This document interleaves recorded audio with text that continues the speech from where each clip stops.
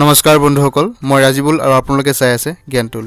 আজিৰ এই ভিডিঅ'টোত মই ডিছকাছ কৰা টপিক দুটা হ'ল লহাগু আৰু গসাউ, মানে লঘিষ্ঠ সাধাৰণ গুণিতক আৰু গৰিষ্ঠ সাধাৰণ উৎপাদক, বা লৱেষ্ট কমন মাল্টিপল LCM আৰু হাইয়েষ্ট কমন ফেক্টৰ HCF, আৰু ইয়াৰ লগতে কিছু সম্ভাৱ্য প্ৰশ্নোত্তৰ ইয়াত সংলগ্ন কৰিছোঁ, যিটোৱে আপোনালোকক ভিডিঅ'টো বুজাত আৰু অধিক সহায় কৰিব।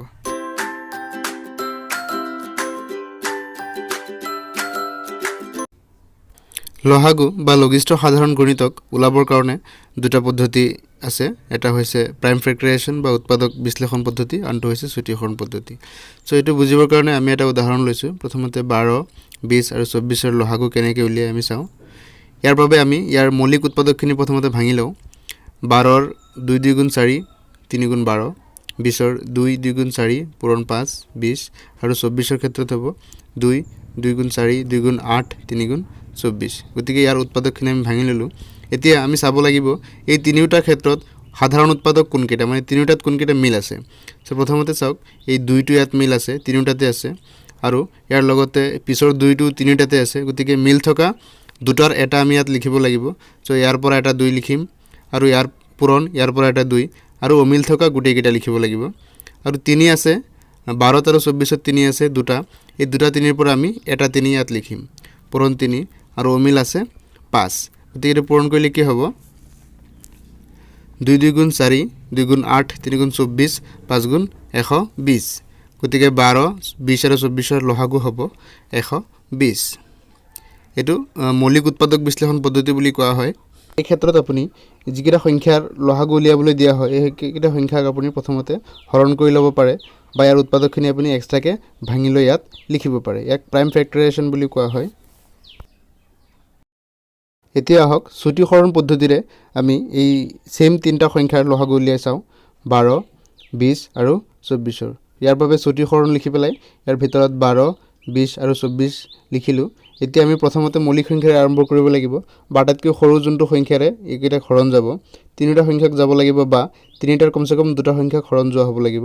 গতিকে আমি 2 লৈছোঁ। 2 12ত 6 বাৰ যায়, 10ত 20ত 10 বাৰ, আৰু 24ত 12 বাৰ। এতিয়া একেটা সংখ্যাক আমি আকৌ হৰণ কৰিব পাৰোঁ 2ৰে। 2 6ত 3 বাৰ, 10ত 5 বাৰ, আৰু 12ত 6 বাৰ। এতিয়া আকৌ 3 আৰু 6ত গৈ আছে, কিন্তু 5ত নাযায়। 3ৰে 3ত একবাৰ, 5ত নাযায়। গতিকে যোনটো সংখ্যাত নাযায় সেই সংখ্যাটো ঠিক তেনেকৈ লিখিব লাগে, আৰু 6ত 2 বাৰ যায়। এতিয়া এইকেইটা সংখ্যা আপুনি দেখিছে, 2 2 3 1 5 2, এইকেইটা সংখ্যা গোটেইকেইটা পূৰণ কৰিলে কি হ'ব? 12, 20 আৰু 24ৰ লহাগু।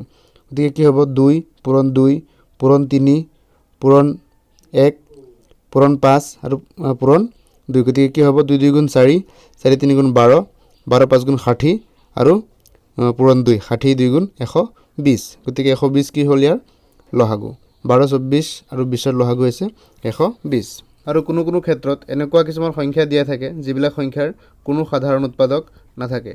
যেনেকৈ যদি কোৱা হয় 7, 15 আৰু 19ৰ লহাগু ওলোৱা, তেন্তে চাব যে এইকেইটাৰ উৎপাদক 1 আৰু সেই সংখ্যাটোৱে হয়, কাৰণ এইকেইটা কি হৈ আছে? 7 মৌলিক সংখ্যা আৰু 19ও মৌলিক সংখ্যা হৈ আছে। গতিকে এনে ক্ষেত্ৰত কি কৰিব লাগে? এই গোটেইকেইটা সংখ্যাৰ পূৰণফলেই আমাৰ কি হ'ব? সংখ্যাটোৰ লহাগু হ'ব। গতিকে 7 পূৰণ 15 পূৰণ 19 কৰিলে কি হ'ব? 1995। গতিকে 7, 15 আৰু 19ৰ লহাগু কি হ'ব? 1995 হ'ব ইয়াৰ লহাগু। বা বেলেগ এটা পদ্ধতি চাওক, যদি কয় আপোনাৰ 3 আৰু 4 এই দুটাৰ লহাগু কি হ'ব, তেন্তে এই দুটাৰ ক্ষেত্ৰতো কোনো সাধাৰণ উৎপাদক নাই। গতিকে কি কৰিব লাগিব? এই দুটা পূৰণ কৰি দিব লাগিব। দুটা পূৰণ কৰিলে কি হ'ব? 12, 3 4 গুণ 12। ঠিক তেনেকৈ 5 আৰু 7ৰ লহাগু কি হ'ব? এই দুটাৰ পূৰণফল হ'ব, যিহেতু ইহঁতৰ মাজত কোনো সাধাৰণ উৎপাদক নাই। গতিকে কি হ'ব? 5 7 গুণ 35 হ'ব ইহঁতৰ লহাগু। এতিয়া মই ইয়াত দুটামান কুৱেশ্যন দি দিছোঁ, এইকেইটা আপোনালোকে চুটিকৰণ পদ্ধতিৰে লহাগু উলিয়াব, নিজে যি বুজিছে তাৰ পৰা। 12, 16 আৰু 18।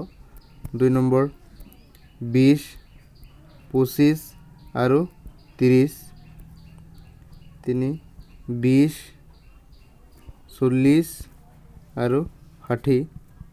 4 24 আৰু 64। আৰু 3 5 আৰু 7 এই পাঁচটাৰ লহাগু উলাই পেলাই মোক কমেন্ট কৰি পেলাই জনাব যে এইকেইটাৰ এনসাৰ কি হ'ব আৰু এইকেইটা চুটিকৰণ পদ্ধতিৰে কৰিলে আপোনাৰ কৰাত ইজি হ'ব সহজ হ'ব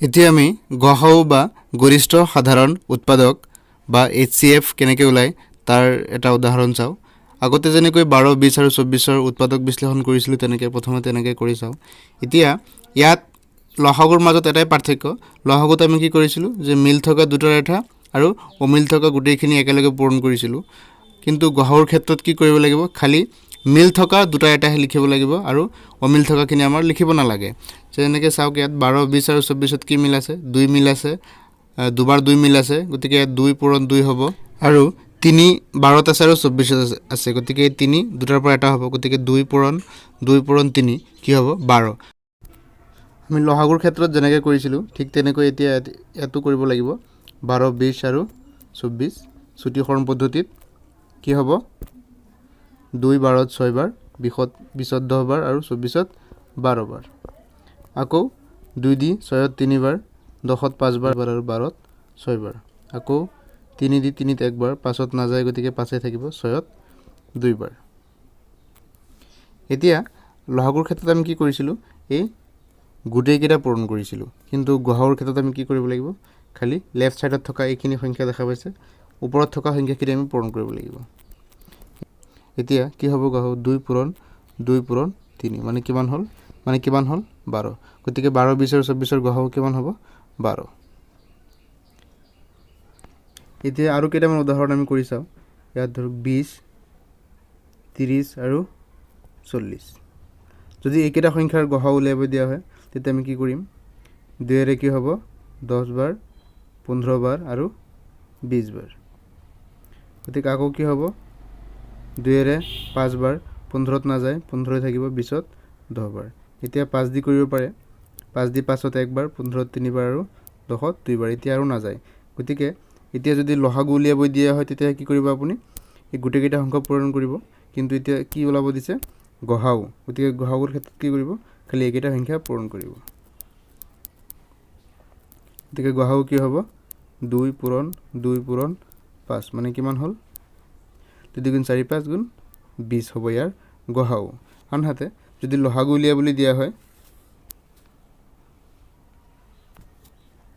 তেন্তে ইয়াৰ লহাগু কিমান হ'ব লহাগু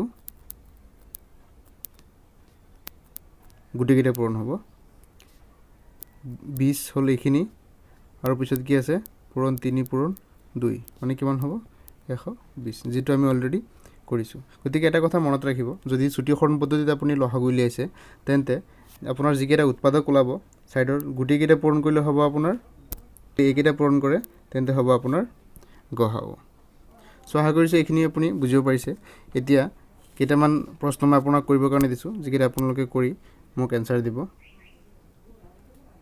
36 and 72 দুই নম্বৰত আছে ধৰক 18 54 তিন নম্বৰত 12 45 75 চাৰিত 20 25 and 35 5 নম্বৰত 6 36 and 39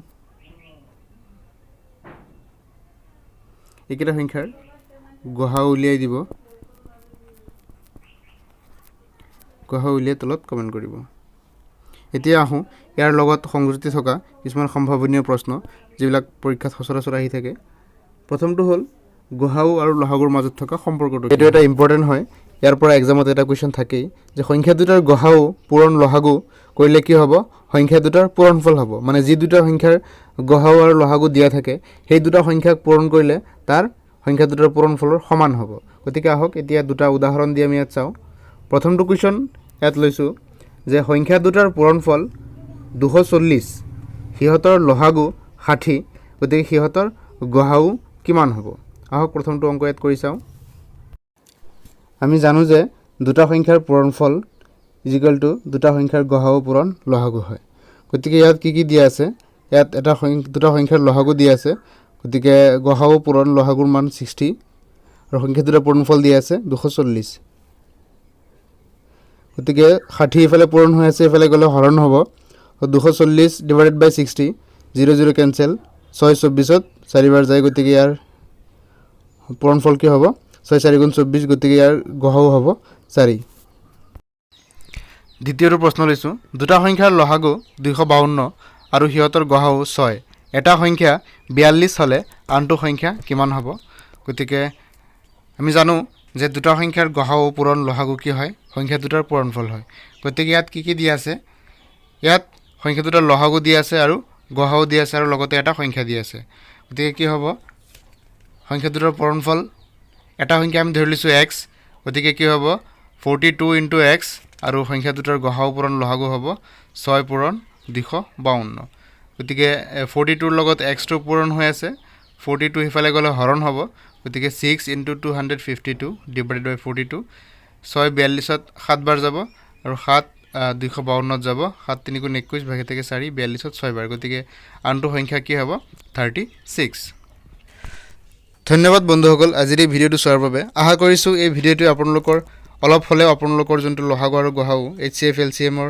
ধাৰণাৰ বিষয়ে সহায় কৰিছে গতিকে যদি ভিডিঅ'টো চাই ভাল পাইছে তেন্তে লাইক কৰিবলৈ নাপাহৰিব আৰু আপোনাৰ বন্ধুবৰ্গৰ সৈতে শ্বেয়াৰ কৰিবলৈ নাপাহৰিব ভিডিঅ'টোত উল্লেখ কৰা প্ৰশ্নৰ উত্তৰসমূহ নিজে কৰি পেলাই মোক কমেণ্টত এনসাৰবিলাক জনাব আজিলৈ ইমানেই পুনৰ লগ পাম পৰৱৰ্তী ভিডিঅ'ত এক নতুন টপিকৰ সৈতে